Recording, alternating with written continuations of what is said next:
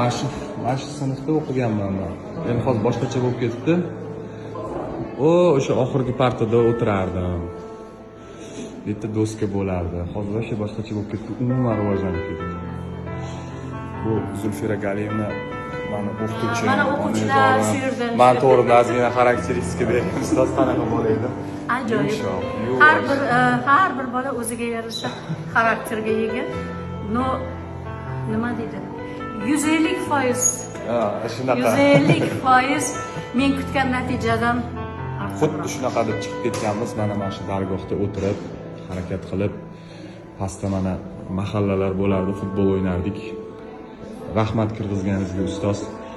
Bolaligimni ozgina bo'lsa ham esladim.